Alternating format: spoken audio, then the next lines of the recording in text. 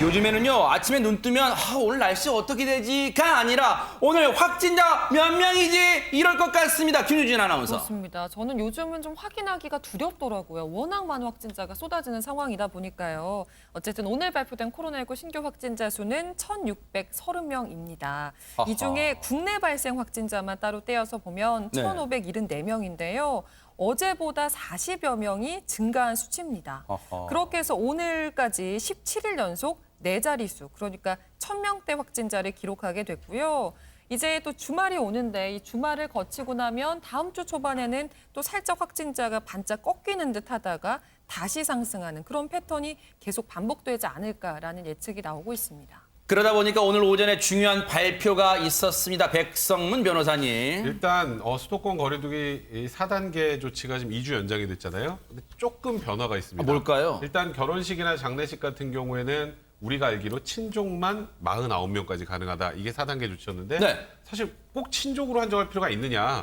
그래서 숫자만 49명으로 하고 친족과 관계없이 49명까지만 허용하기로 했고요. 네. 이거는 뭐 사실 완화됐다거나 뭐 강화됐다거나 보기 좀 어려운데 네네. 여기서부터는 좀 주의하셔야 됩니다. 뭐 조기 축구 하시거나 뭐 사회인 야구 하시는 네네. 분들 최소 인원이 필요한 이 스포츠 경기는 사적 인원 모임에서 제한을 했었어요, 지금까지. 그러니까 이제 제외돼가지고 네. 할 수 있었어요. 근데 이것도 역시 6시 전까지는 똑같이 4명, 6시 이후에는 2명밖에 모이는 그 사적 모임 인원 제한에 포함이 됩니다. 그럼 운동 자체가 좀 안 되겠네요, 못 경기가. 하시는 거죠. 앞으로 네. 못 하시게 되는 거고요, 당분간은. 그다음에 이제 우리가 영업상 필요로 해서 반드시 해야 할 1박 2일 워크숍 같은 거, 이거는 경영상 필요에 의한 거는 허용을 해줬는데 이건 아무리 필수 경영이 필요하더라도 1박 2일 워크숍도 이제 허용이 되지 않습니다. 그리고 무역센터 현대백화점에서 한번 확산이 한번 됐잖아요. 그랬었죠. 그 이후에 백화점 출입할 때 저 출입 명부를 의무화할 것인가 계속 얘기가 있었는데 네. 이전에는 의무화 여부가 아예 이제 의무가 아니었는데 저 출입 저희 명부 작성 의무화 부분도 적극적으로 검토를 하겠다 이렇게 입장이 바뀐 상황입니다. 들으신 것처럼 거리두기 4단계를 2주간 더 연장하면서 추가 조치 플러스 알파 조항까지 넣었습니다. 효과는 어떨까요? 관련 얘기 들어보시고 이어가 보도록 하겠습니다. 이번 거리두기 연장의 목표는 수도권의 유행 증가세를 반전시키고 환자 발생 규모를 3단계 기준 이내로 안정적으로 줄이고자 하는 것입니다.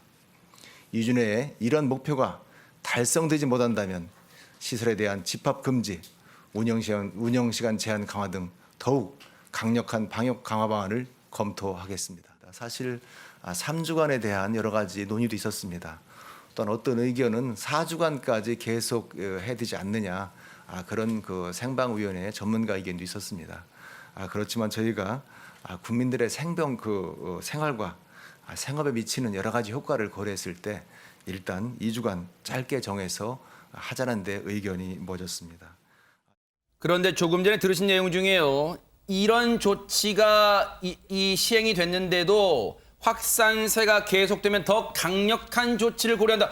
이게 상당히 의미심장하게 다가옵니다. 최정아 기자님. 네, 그렇습니다. 이 수도권을 중심으로 이 본격화된 4차 대유행이요. 비수도권으로 확산되고 있는 양상을 보여주고 있는 것인데요. 이 비수도권 확진자 비중을 좀 보셔야 될 것 같습니다. 네. 지난 18일에 31.6%로 30%를 처음으로 이제 딱 넘었는데 이때 넘은 이후에 일별로 32.9%부터 많게는 35.9%까지 그러니까 아이고. 31에서 35%까지를 계속 이제 엿새째 웃도는 중인 거예요. 네. 그리고 특히나 이 35.9% 같은 경우에는 4차 대유행 이후에 최고치입니다. 그래서 방역 당국에서는 특히 수도권 여러분들의 우리 국민 여러분들의 이동과 모임 자제가 가장 필요하다라고 호소를 하고 있는 상황이고요. 네. 이 비수도권도 방역 조치를 강화할 전망으로 이제 저희가 보고 있는데 네. 방역 당국에서는 이렇게 이야기를 합니다. 비수도권에서도 늘고 있기 때문에 대책을 마련하고 있는 중이고 무엇보다 논의가 정리되면 궁금하신 분들이 많으실 것 같은데요. 25일에 발표를 하겠다라고 알려고 있는 상태입니다. 근데 사실 손정희 변호사님, 비수도권, 지금 휴가철인데 주로 비수도권에 휴가지가 몰려 있잖아요. 근데 그러다 보니까 비수도권의 고심 그리고 걱정이 커질 수밖에 없습니다. 특히 본격적인 휴가철이기 때문에 휴가철에 모두 다 해수욕장 많이 찾으시잖아요. 그렇죠. 특히 해수욕장이 많은 제주도와 부산도 비상입니다. 아하. 제주도, 강릉 이미 3, 4단계 넘고 있는데 오늘 26일부터 제주도의 이호태우 해수욕장은 아예 야간에 음식 못 먹는다는 겁니다. 오후 10시부터인데요. 이것을 어기면 10만 원 이하의 가태료를 부과한다라는 것이고요. 네. 부산도 지금 신규 확진자가 115명에 이르고 있고 예, 많이 나온다면서요. 세 자릿수를 유지하고 있기 때문에 긴장하고 있습니다. 네. 부산의 7개 해수욕장에서도 저녁 6시 이후에 취식을 금지하고 그래요? 음주 자체를 금지한다라고 하니까 네. 휴가 가시는 분들 음식 먹거나 이제 술 드시는 거 오후 6시 이후에는 금지된다 이렇게 보셔야 될 것 같고요. 네. 풍선 효과도 우려되고 워낙에 휴가철에 이동이 많은 때니까 불편하시더라도 좀 감수하셔야 될 것 같습니다. 네. 부산이 연일 최다 확진자 기록을 보이다 보니까 이런 고강도 조치를 내놓게 됐는데요. 관련 내용 들어보시고 이어가 보도록 하겠습니다. 음주 취식이 금지고요. 물에 대해서 뭐 따로 명시를 하진 않았거든요. 이 정도야 용인이 되지만 음료를 마시는 행위는 금지되는 걸로. 근데 제가요, 백성문 변호사님, 네. 제가 언뜻 그냥 드는 생각이 그런 분들은 안 계실 거라고 믿고 싶지만 조금 전에 물은 되고 음료수 마시는 건 안 된다.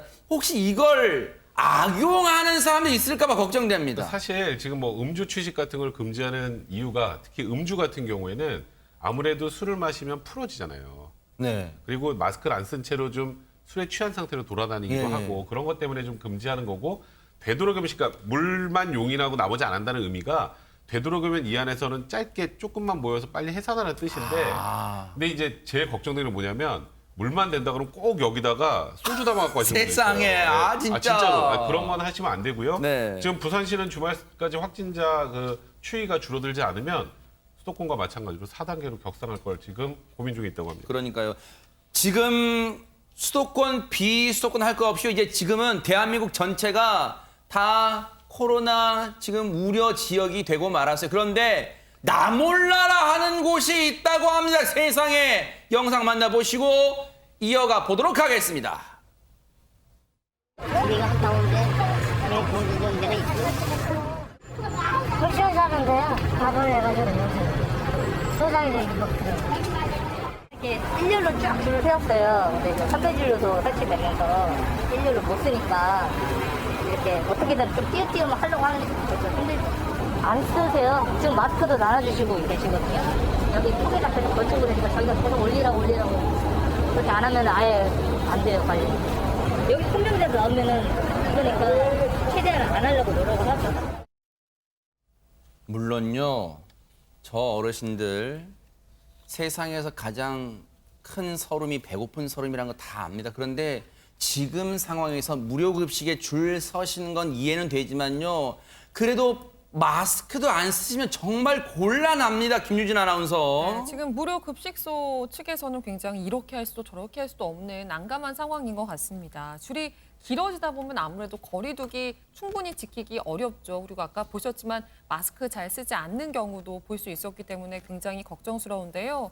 그리고 또 하나 문제는 지금 30도가 넘는 무더위가 이어지고 있잖아요. 네. 그런데 코로나19 때문에 실내에서 식사가 어렵다 보니까 어르신들이 길거리에 나와서 식사를 하시기도 한다는 겁니다. 네. 그런데 이때에도 역시 거리두기가 잘 지켜지지 않는 모습이 심심찮게 포착이 되고 있는데요. 굉장히 걱정스럽습니다. 아니 그러면 저건 지자체 차원에서 뭔가 좀 특단의 대책이 필요해 보입니다. 오윤성 교수님. 네, 지금 이제 그 코로나19로 저런 그 무료 급식소들이 문을 많이 닫았어요. 그러니까 예컨대 뭐 한 10군데 하다가 한 2군데 하면은 사람들이 거기로 몰릴 수밖에 없는 거죠. 그러겠네요. 그러니까 이제 딱한 상황인 것이 이 한 끼 밥이 상당히 그 절실하신 분이 그렇죠. 있고 또 이제 그 방역 지침이라고 하는 것도 엄연히 존재를 하고 있기 때문에 실제로 이제 구청에서는 이렇게 얘기를 합니다. 네. 사실 뭐 좀 이렇게 방역 수칙을 지켜달라라고 얘기를 하지만은 뾰족한 방법이 없다 네. 이렇게 얘기를 하고 있는데 사실 만약에 저렇게 어렵게 문을 열었는데 저기에서 만약에 어떻게 방역이 뚫려버리면 저거까지도 폐쇄가 될 수 있거든요. 그러니까요. 그러니까 좀 걱정되는 것이 아까 네. 보니까 기본적으로 마스크를 쓰지 않는 그런 분들에게는 좀 약간 좀 제한을 두는 그런 식으로 해서 다들 좀 협조를 해야 되지 않느냐라는 생각이 듭니다. 그러니까요. 무료 급식소는 뭐 당장 멈출 수도 없으니 하루빨리 이제 특단의 대책이 나와야 된다고 쳐요. 그런데 세상에 코로나고 뭐고 아랑곳 없이 집단 이 시국에 집단 회식을 한 곳이 있답니다. 김유진 아나운서. 네, 전주 교도소 얘기입니다. 이곳의 교도관들이 비수도권에서도 4인까지만 모일 수 있도록 한 강화된 거리두기가 시행된 첫날에 19명이 모여서 회식을 벌였다고 하는데요. 허허. 당시 교도관들은 식당의 한 공간에 모인 상태에서 이른바 테이블 쪼개기라고 하죠. 일행이지만 테이블을 나누어 하는 방식으로 약 3시간 30분 동안 회식을 했다고 합니다. 네. 아니 뭐 날짜랑 인원 맞춘 거예요? 19일 날 19명 먹었어요? 아니 백성문 변호사님, 교정시설 집단 감염 사태 겪고도 지금 저래요? 동부구치소 생각이 나네요. 그래요. 지금 말씀하셨던 것처럼. 네. 사실 이런 거 볼 때 국민들이 제일 허탈해요. 하하. 왜냐하면 지금 국민들 어떻게든 일단 국가에서 정해준 거리두기 맞추려고 그 숫자 만나는 것도 다 자제하고 있지 않습니까? 근데 지금 저는 이것도 프로야구 이번에 NC 네네네. 선수들 관련해서 또 생각이 나는 건 이번에 지금 19명 회식했는데 11명은 백신을 맞고 2주가 지났습니다. 그러니까 그거는 특수 교정시설 관련해서는 우선적으로 백신을 먼저 제가 알기로 공급을 했었습니다. 네. 그렇게 해서 맞춰준 백신을 기초로 해서 야, 우린 다 모여도 되겠네라고 생각한 건가요? 하하. 19명입니다. 네. 11명이 아무리 백신을 맞았다 해도 빼도 8명. 그러네요. 결국 이 8명은 이제 과태료 처분을 받을 거고요. 또 좀 저번이랑 비슷합니다. 이 나머지 11명 접종하신 분들은 과태료 부과 대상도 아니네요. 하하. 백신 맞았다는 이유만으로요. 똑같죠. 네. 그때 이 NC 야구단의 박민호 선수가 그러니까요. 똑같은 상황인 것 같은데 또 음식점주도 뭐 뻔히 알잖아요. 같은 일행인 거. 그럼에도 저렇게 다 식사를 하고 회식할 수 있게 만들어줬기 때문에 150만 원의 과태료를 부과받고 영업정지 열흘 처분을 받았는데 네. 이와 관련해서 사실 국민들 굉장히 화나는 소식 그렇죠. 아니겠습니까? 지금 일단은 법무부에서도 진상조사하고 인사조치하겠다는 입장입니다. 늘 말씀드리지만요. 보세요. 법무부는 확산세가 심각한 상황에서 국민 여러분께 심력하게 사과 말씀드린다. 거의 뭐 틀에 박힌 딱 이 매뉴얼 거의 사과예요. 사과 말씀드린다. 심력 끼쳐. 그런데 보세요. 늘 뉴스파이트가 말씀드리지만요. 이러려고 백신 맞은 건 아니잖아요. 제발 좀 경각심을 가졌으면 하는 바람입니다. 그런데 방역의 최전선이 돼야 할 공항에서 항공기에서 이런 일이 벌어졌다고 합니다. 손정혜 변호사님. 올해 초부터 우리 방역 당국이 코로나 검사 결과를 꼭 제출하도록 의무화했었죠. 비행기를 타고 한국에 오려면 코로나 음성인 걸 확인해야 되는 아하, 겁니다. 그런데 지난 5월에 일본 나리타 공항에서 한국으로 들어오는 여행기를 탑승하는 외국인이 있었습니다. 네. 주일 미군 소속 미국인인데요. 이 PCR 검사에서 양성 판정을 받았음에도 불구하고 더군다나 확인서에 양성으로 나와 있는 확인서를 제출했음에도 불구하고 항공사가 어떤 연유인지 모르겠으나 어떠한 제지도 하지 않아서 결국은 비행기를 타고 한국으로 들어왔습니다. 아니 이런 황당한 경우가 있습니까? 백성문 변호사님. 사실 이거는 뭐 무작정 저희가 비난하기는 좀 그렇습니다만 이 지금 미국인이 과거에 코로나19에 걸리지 않았을 때 음성 판정받았던 그 확인서 또 양성 확인서 이걸 다 제출한 거예요. 허허. 근데 사실 이런 것들을 물론 공항 직원들에게 이에 관련된 매뉴얼을 꼼꼼하게 제시를 해서 정확하게 판독할 수 있게 해야 되는데 이에 대한 판독을 잘못했던 것 같아요. 아하. 그러니까 지금 또 저 미국인도 뭐라 할 수 없는 게 다 제시했거든요. 네. 저 타기 전에 확인했는데 양성이에요라고 하고 탄 건데 그러니까 저거는 뭐 대한항공 측에서 저에 대한 교육을 좀 더 철저히 해야지 저런 데서 구멍이 뚫려서 갑자기 우리나라 확산세 있으면 어떡하겠습니까?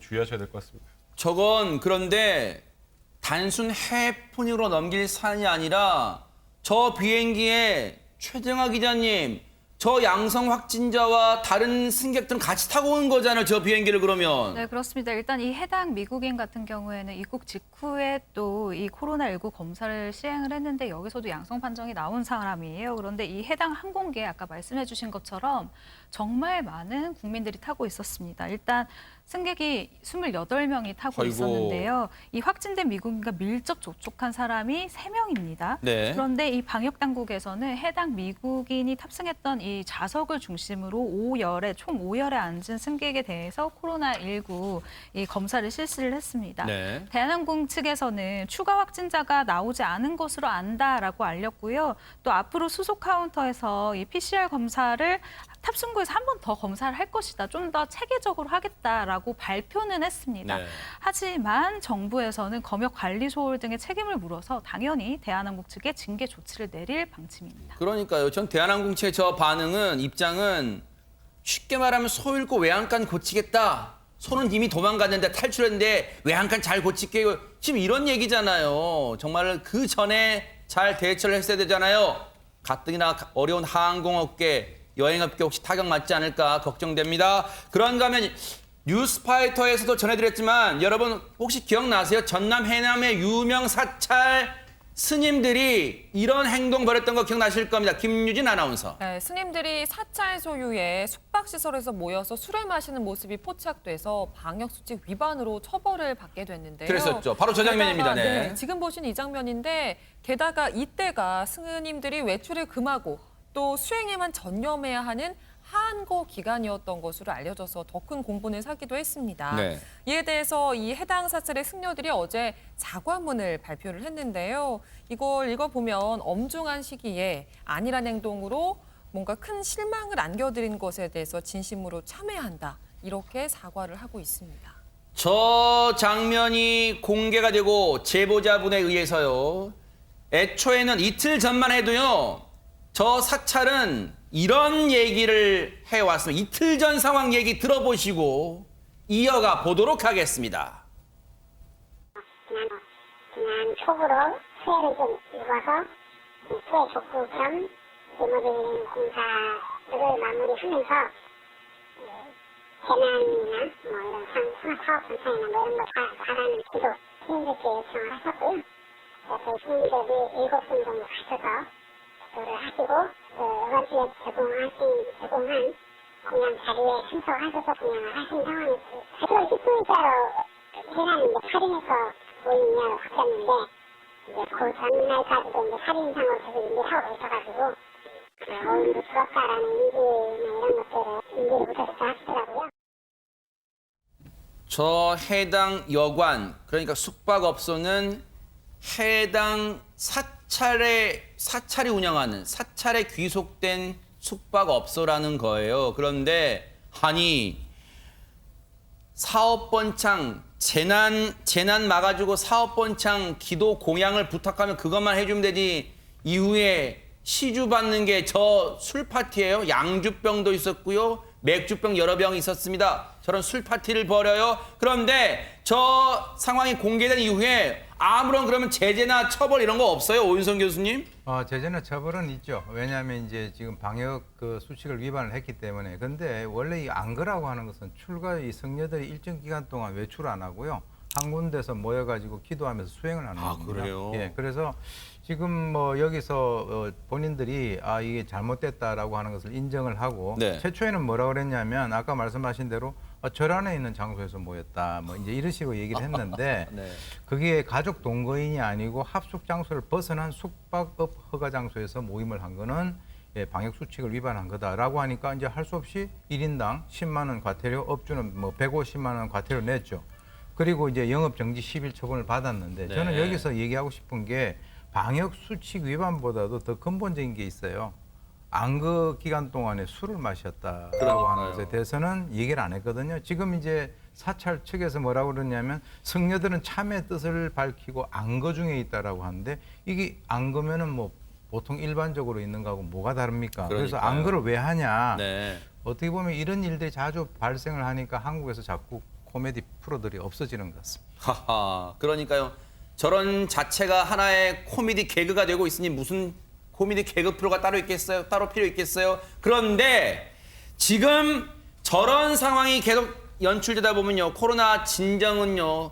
점점 멀어질 수밖에 없는 얘기예요. 그런데 그러다 보니까 요즘 백성문 변호사님 이 더위에 이분들 고생이 이만저만이 아니라면서요. 사실 선별진료소나 선별검사소 같은 경우 이렇게 확진자가 늘어나거나 확진자의 밀접 접촉자가 늘어나면 검사를 해야 되잖아요.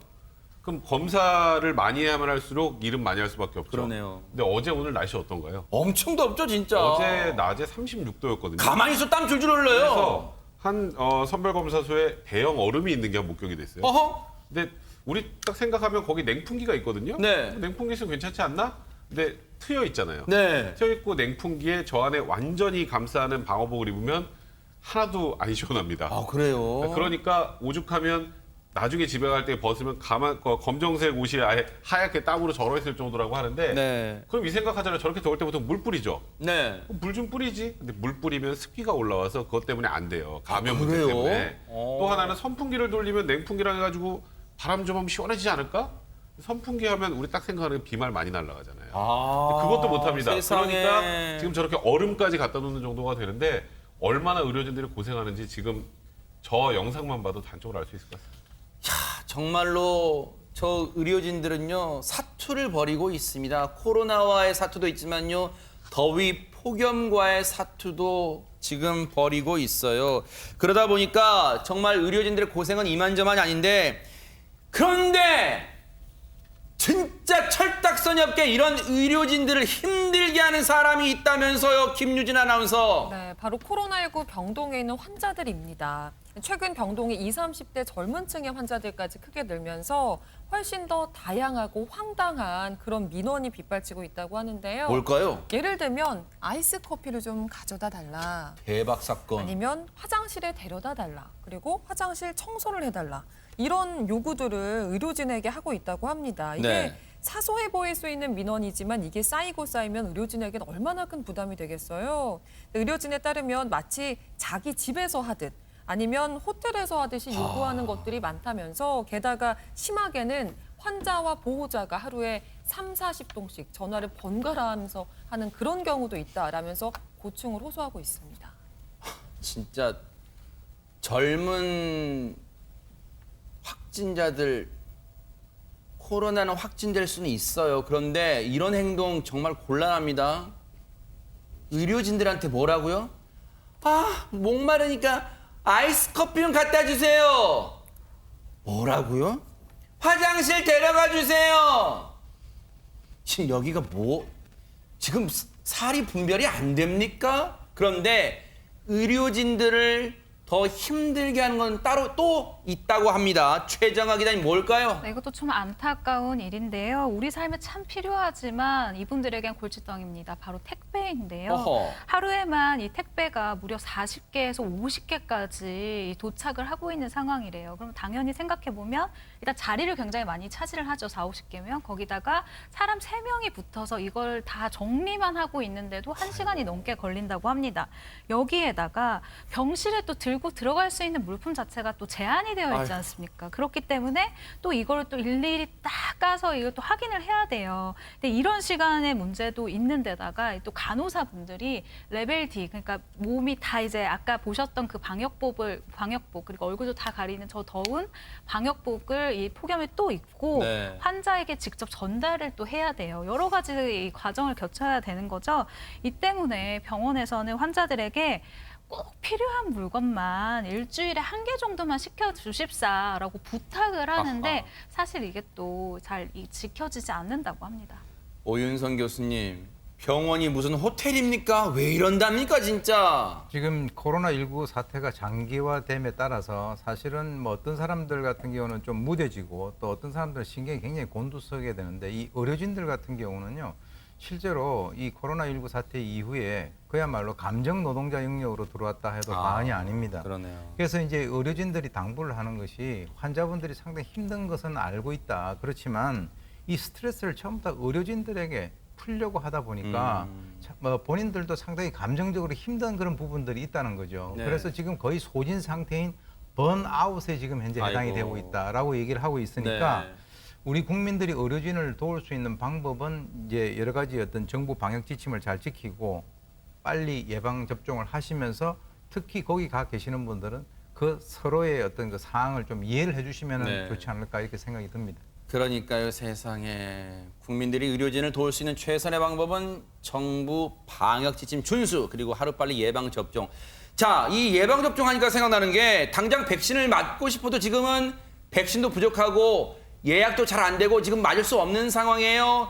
예약이 지금 제일 필수적인데 그러다 보니까 이런 것까지 등장했다고 합니다. 손정혜 변호사님. 특히 젊은 층은 사실 언제 맞을지 지금 알 수 없는 상황이기 때문에 자녀 백신을 예약하는 것에 대해서 정말 피 튀기는 전쟁에 돌입했습니다. 아하. 그러다 보니까 어떤 사람들은 온라인 중고거래 사이트에 이렇게 올린다는 거예요. 자녀 백신 대행 구합니다. 대리로 해줄 사람 구합니다. 사례금을 지급하겠습니다. 아하. 뭐 7, 8만 원으로 올리시는 분들도 있고요. 15만 원 정도 지급하겠다 이런 글들이 있다라고 하는데요. 일단은 유학생들이 이제 출국 예정 하게 되면 현지에서 자가격리를 면하는 이점이 있잖아요. 그래서 빨리빨리 맞고 싶은데 예약이 잘 안 되다 보니까 이런 방법까지 강구한다라고 하는데 좀 주의하실 점은 있는 것 같아요. 왜냐하면 예약을 해주려면 이름하고 전화번호 같은 주민등록번호 같은 개인정보가 싹 넘어가야 되는데 그렇죠. 혹여라도 보이스피싱이나 다른 범죄로 또 맞아요. 악용될 우려가 있지 않을까 그러네요, 생각이 들어서 진짜. 좀 주의하셔야 될 것 같습니다. 네. 근데 백성원 변호사님, 네. 저분들을 저 백신 예약 대행 알바를 구하시려는 분들, 저분들을 마냥 탓할 수만도 없을 것 같아요. 그러니까요. 지금 뭐 사실 우리 20대에서 한 40대까지는 아직 예약 접종 그렇죠. 신청도 못했고요. 그렇죠. 또 얼마 전에 있었던 50대 예약 접종 뭐 예약 사이트 불통되고 난리가 났었잖아요. 맞아요.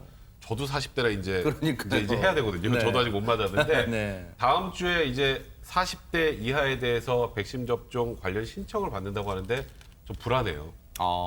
왜냐하면 40대 이하라는 건 50대는 50에서 59세지만 이건 20세에서 지금 층이 49세까지 넓- 돼요. 네, 그리고 넓잖아요. 사람도 네. 지금 거의 한 2천만 명이 넘는단 말이죠. 그러니까요.